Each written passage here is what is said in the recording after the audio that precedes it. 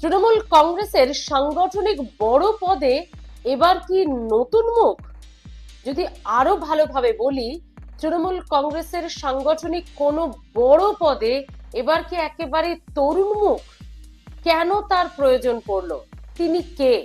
2026-এর আগে তাকে দিয়ে কি বাজিমাত করতে চলেছে তৃণমূল? বা যদি আরো একটু গভীরে গিয়ে বলার কথা বলি, তা তৃণমূল কংগ্রেসে তাকে দিয়ে কি কাঁটা দিয়ে কাঁটা তোলার চেষ্টা করা হচ্ছে? তিনি কে? কেনই বা তার কথা ভাবা হলো? তার ব্যাকগ্রাউন্ড কি? বা রিসেন্ট পাস্টে তিনি এমন কোন কাজ করেছেন যার জন্য তৃণমূল কংগ্রেসের মতো একটি এতদিনের দলে যা নিয়ে দীর্ঘ কাটাছেঁড়া হয়েছে, সেই দলের সংগঠনের এত বড় পদে তার কথা ভাবা হলো? পুরো ভিডিওটি তার জন্য দেখতে হবে বন্ধুরা। অবশ্যই আপনাদের সঙ্গে আলোচনা করব, বিশ্লেষণ করব, কিন্তু তার আগে এই ভিডিওটিতে যার কথা না বললেই নয়, তিনি হলেন জনাব ফিরহাদ হাকিম। সংখ্যালঘু মুখ বলতে তৃণমূল কংগ্রেসের একদম শীর্ষ স্তরের দিকে, সাংগঠনিক স্তরে অনেকেই আছেন, কিন্তু সংগঠনের শীর্ষ স্তরের দিকে যদি আমরা কোনো নাম জানি, একমাত্র জনাব ফিরহাদ হাকিম। 2011 সাল থেকে বিভিন্ন পদ তিনি অলংকার করেছেন, বিভিন্ন পদে তিনি রয়েছেন 2011 সাল থেকেই। কখনো মেয়র, কখনো মন্ত্রিত্ব, কখনো বা রাজ্য সাধারণ সম্পাদকের পদ তিনি সামলাচ্ছেন, দায়িত্ব নিয়েছেন বহু বছর ধরে। কিন্তু 2011 সালের আগেও যদি আমরা দেখি, তিনি বিরোধী দলনেত্রী মমতা বন্দ্যোপাধ্যায়ের সঙ্গেও কাঁধে কাঁধ মিলিয়ে রয়েছেন। কিন্তু এই সাম্প্রতিক কিছুটা সময়ে তার কিছু মন্তব্য বা বিভিন্ন ঘটে যাওয়া ঘটনাতে তার সেভাবে সামাল দিতে না পারা, এর ফলে কোথাও একটু বিপরীতমুখী লবির হয়ে যাওয়া, এই ধরনের নানান গুঞ্জন কিন্তু তৃণমূলের অন্দরের অলিন্দেই ঘোরাফেরা করেছে। তাহলে তার সঙ্গে দূরত্ব তৈরি হোক না হোক, বেশ কিছু ঘটনাতে তার বিশেষ ভূমিকার যে সফলতার অবদান তিনি রেখে যেতে পারেননি। একদম যদি বলি যে সংখ্যালঘু মুখ হিসেবে শীর্ষ নেতৃত্বের মধ্যে তার উপরে সব থেকে বেশি ভরসা আস্থা রেখেছিলেন তৃণমূল সুপ্রিমো মমতা বন্দ্যোপাধ্যায়, সংখ্যালঘু ভোটারদের বা সংখ্যালঘু শ্রেণীর মানুষদের মন জয় করতে। তো তিনি কি সেটা পেরেছেন? আগে কি করেছেন সেটা বড় কথা নয়, আমরা যদি সাম্প্রতিক 2-5 বছরের মধ্যে দেখি, না, উত্তরটা অনেকেই বলছেন না, পারেননি। একজন সংখ্যালঘু সম্প্রদায়ের প্রতিনিধি হয়েও, এত বড় পদ অলংকার করেও, রাজ্য সাধারণ সম্পাদক, কলকাতা পুরসভার মেয়র, পুর ও নগর উন্নয়ন মন্ত্রী এবং সংখ্যালঘু প্রতিনিধিদের একটা প্রধান মুখ হয়েও তিনি কিন্তু সাম্প্রতিক সময়ে বেশ কিছু ঘটনার পর দেখা গেছে এই সংখ্যালঘু সম্প্রদায়ের মানুষের পাশে সংকটের সময়ে বা যখন একটু টালমাটাল পরিস্থিতি, তখন সেভাবে দাঁড়িয়ে তাদের আস্থা ভাজন হতে পারেননি বা তাদের আস্থা রাখতে পারেননি। তা সে আনিস খান ছাত্র মৃত্যুর পরবর্তী সময় হোক বা বকটুই মামলা, বকটুই কাণ্ড এই সময় হোক, তিনি কিন্তু সামাল দেওয়ার ভূমিকায় সেভাবে ত্রাতা হিসেবে নেমে আসতে পারেননি, এটা রাজনৈতিক বিশ্লেষকদের মতে মনে করা হচ্ছে। তারপর বিভিন্ন রকম মন্তব্য, বাংলাদেশ সংখ্যালঘু শ্রেণী, এসব মন্তব্য তো আছেই, বিভিন্ন জলঘোলা তো আছেই। তো কেন বলছি জনাব ফিরহাদ হাকিমের কথা? তিনি তো সংখ্যালঘু সম্প্রদায়ের একদম উচ্চ শ্রেণীর একজন মুখ তৃণমূল কংগ্রেসে। তো এবার যার কথা ভাবা হচ্ছে তিনিও সংখ্যালঘু সম্প্রদায়েরই একজন মানুষ, এবং তাকেও ভাবা হচ্ছে রাজ্য সাধারণ সম্পাদকের পদে। হ্যাঁ, একদম তরুণ ব্রিগেডের মধ্যে তিনি একজন, যাকে এত বড় দায়িত্ব দিতে চলেছে তৃণমূল কংগ্রেস। এখনো মোটামুটি দলের অন্দরে খবর এটা রয়েছে, এবার হয়তো আনুষ্ঠানিকভাবে খুব শিগগিরই জানানো হবে তার নাম, তার পদের কথা। এবার বন্ধুরা আসি যে কেন তিনি, নামটা আগে জানাই, তিনি হলেন সামিরুল ইসলাম। এই সামিরুল ইসলামকে তৃণমূল কংগ্রেসে নিয়ে এসেছেন অভিষেক বন্দ্যোপাধ্যায়। অনেকেই বলছেন সামিরুল ইসলামের তৃণমূল কংগ্রেস জয়েন করার পেছনে অভিষেক বন্দ্যোপাধ্যায়ের একটা বড় অবদান, বড় ভূমিকা রয়েছে। আবার এক শ্রেণীর মানুষও বলছেন যে যেহেতু সুপ্রিমো কিছুদিন ধরে বলছেন তিনিই দলের শেষ কথা, তিনি দল চালাবেন আগামী বেশ কয়েক বছর, তিনি হবেন একেবারে প্রধান মুখ, তিনি, তাকে দেখেই মানুষ ভোট দেবেন, এমন কথা যখন সুপ্রিমো বলছেন, তার মানে এই যে রাজ্য সাধারণ সম্পাদকের পদে যদি সামিরুল ইসলামের কথা ভাবা হচ্ছে, একইভাবে অ্যাট এ টাইম তৃণমূল সুপ্রিমোর ভূমিকাও তাহলে কম নয়। মানে অভিষেক বন্দ্যোপাধ্যায় তো এনেইছেন তাকে তৃণমূলে, এবার তৃণমূল সুপ্রিমো চাইছেন যে তিনি একটা ভালো দায়িত্বে আসুন।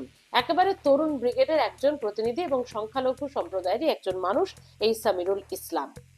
তো দু তরফেই সেটা ভাবা হচ্ছে। এবার কেন সামিরুল ইসলামী, এই ব্যাখ্যা একটু আসি বন্ধুরা, তাহলে আরো খানিকটা আপনাদের কাছে স্পষ্ট হবে। কৃষক পরিবারের একজন ছেলে সে, এবং কৃষক পরিবার থেকে তার বড় হয়ে ওঠা, মানে স্ট্রাগল করেই তার বেড়ে ওঠা। শুধু তাই নয়, বড় হওয়ার পর রসায়নের অধ্যাপক হয়েছেন তিনি, এবং প্রচুর সোশ্যাল ওয়ার্কের সঙ্গে তিনি যুক্ত রয়েছেন, প্রচুর সোশ্যাল ওয়ার্ক তিনি নিজে করেছেন। সব থেকে বড় কথা হলো তার একেবারে অনগ্রসর শ্রেণীর জন্য কাজ করা, পিছিয়ে পড়া শ্রেণীর জন্য কাজ করা, পরিযায়ী শ্রমিকদের জন্য কাজ করা, বাংলা সংস্কৃতি মঞ্চ হিসেবে একটি মঞ্চ গড়ে তার উদ্যোগে, তার পরিচালনায় কোভিড এর সময় আমরা দেখেছি যে এই পরিযায়ী শ্রমিকদের জন্য বিশেষ উদ্যোগ নেওয়া হয়েছিল এই সামিরুল ইসলামের নেতৃত্বেই। মানে তার যে নেপথ্যে কাজগুলো করে যাওয়া, কোনোটাই কিন্তু অভিষেক বন্দ্যোপাধ্যায় এবং তৃণমূল সুপ্রিমোর চোখ এড়ায়নি। তারপরই তাকে তৃণমূলে আনা এবং রাজ্যসভার সাংসদ তিনি ইতিমধ্যেই আপনারা জানেন, সেই দায়িত্ব তাকে দেওয়া হয়েছে।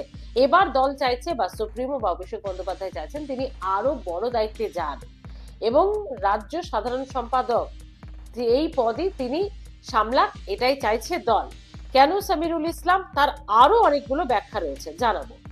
তার প্রথম পয়েন্টটাই হলো সামিরুল ইসলামকে রাজ্য সাধারণ সম্পাদকের পদে ভাবা হচ্ছে, তার কারণ আপনারা জানেন একটু আগেই যে ব্যাখ্যাটা আপনাদেরকে দিলাম, যে যেখানে জনাব ফিরহাদ হাকিম সংখ্যালঘু সম্প্রদায়ের পাশে সংকটের মুহূর্তে তাদের আস্থা ভরসা রাখতে ততটা সক্ষম হয়নি মনে করছেন রাজনীতির এক অংশের সমালোচকেরা।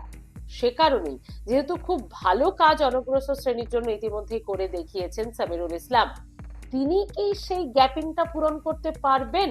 সংখ্যালঘু সম্প্রদায়ের মানুষের সঙ্গে যে আস্থার জায়গাটা সরে গেছে বলে মনে করা হচ্ছে, সামিরুল ইসলাম সেই সমাজেরই একটা তরুণ মুখ, তাকে প্রজেক্ট করে এই সংখ্যালঘু সম্প্রদায়ের যে আস্থার জায়গাটা একটু সমস্যা তৈরি হয়েছে বলে মনে করা হচ্ছে একটা রিপোর্টে, তো সেই জায়গায় এই সামিরুল ইসলাম কি ড্যামেজ কন্ট্রোল করতে পারবেন? হয়তো পারবেন, সেটাই মনে করা হয়েছে, তাই সামিরুল ইসলামের কথা ভাবা হয়েছে। পরবর্তী পয়েন্টে আসি। পরবর্তী পয়েন্ট হলো তরুণ মুখ।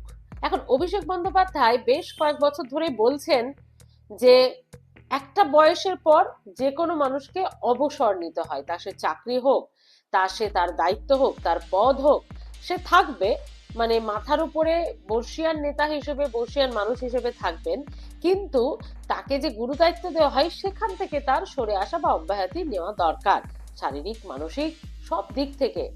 সে কারণেই তরুণ ব্রিগেডকে কি ভাবা হচ্ছে? আমরা তো অভিষেক বন্দ্যোপাধ্যায়কে দিয়েই তার প্রমাণ পাচ্ছি, দলকে একদম অন্যভাবে সাজানোর চেষ্টা করছেন, একদম ভাবমূর্তি অন্যরকম ভাবে তৈরি করার চেষ্টা করা হচ্ছে। সেবাশ্রয় দিয়ে তিনি একেবারেই ডায়মন্ড হারবার তার সংসদীয় এলাকায় একদম যাকে একদম নতুন করে তিনি যেন উদ্ভাবিত শক্তি নিয়ে জেগে উঠেছেন, সুন্দর করে প্রচুর মানুষ তার সেবা পাচ্ছেন, মানে সেবাশ্রয়ের পরিষেবা পাচ্ছেন এবং জয় জয়কার করছেন। তো নতুন ভাবনা চিন্তা, খুব ভালো পরিষেবা, স্বাস্থ্য ব্যবস্থা রাজ্যের যেখানে ভেঙে পড়েছে বলে অনেকে মনে করেন, সেই জায়গায় দাঁড়িয়ে অভিষেক বন্দ্যোপাধ্যায়ের এই সেবাশ্রয়, তো তরুণ ব্রিগেডেরই তো চিন্তা ভাবনা, এটা একদম তরুণ মাথা থেকে আসা।